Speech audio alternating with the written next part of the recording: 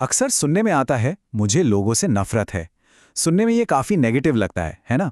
पर क्या हो अगर मैं कहूं कि ये असल में नफरत है ही नहीं बल्कि कुछ और है। आज हम इसी फीलिंग के पीछे छिपे मनोविज्ञान को समझने वाले हैं। ये एक बहुत ही पावरफुल स्टेटमेंट है जो काफी असहज कर सकता है, चाहे कोई इसे कह रहा हो या सुन रहा हो। और सच तो ये है कि ये एक ऐसी फीलिंग है जिसे कई लोग महसूस करते हैं लेकिन शायद ही कभी खुलकर मान पाते हैं।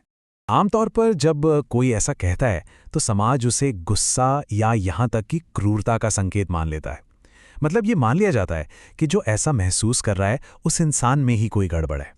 लेकिन क्या ये भी हो सकता है कि ये किसी गहरी मनोवैज्ञानिक सच्चाई का इशारा हो जिसे हम अक्सर समझ ही नहीं पाते? और वो मनोवैज्ञानिक सच ये है कि ये जो भावना है ना, ये शायद ही कभी किसी बुरी नीयत से आती है। अक्सर ये लोगों के लिए नफरत नहीं होती बल्कि बनावटीपन और सामाजिक दबाव से होने वाली जबरदस्त थकावट होती है। इसे एक तरह का डिफेंस मैकेनिज्म समझिए। आपका दिमाग आपकी एनर्जी की रक्षा कर रहा है।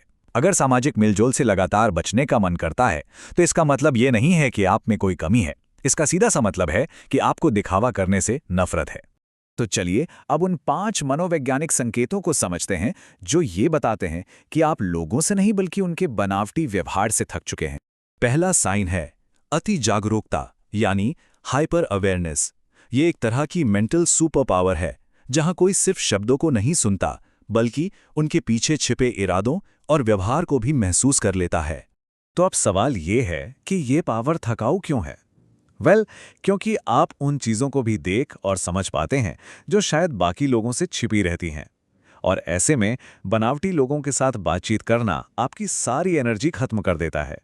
आप मेलजोल से नहीं बल्कि उस दिखावे से थक जाते हैं। दूसरा साइन है सोशल बर्नआउट।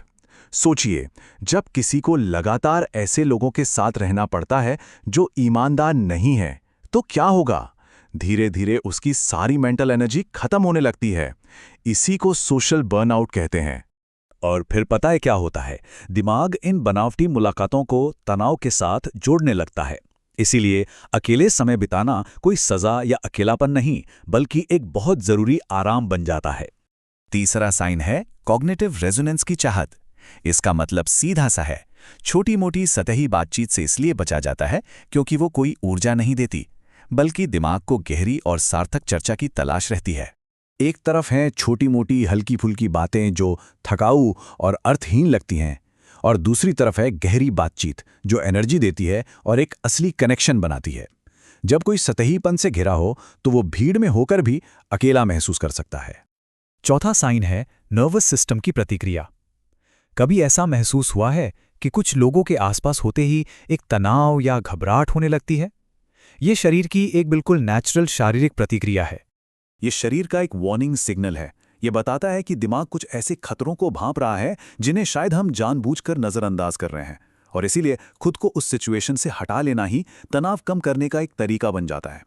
और अब आता है पांचवां और आखिरी साइन, सीमा जागरण या बाउंड्री अवेकनिंग। लोगों से दूर रहने की ये जो तीव्र इच्छा है, ये अक्सर सालों तक अनादर सहने या अपनी बाउंड्रीज को नजरअंदाज करने के बाद आती है।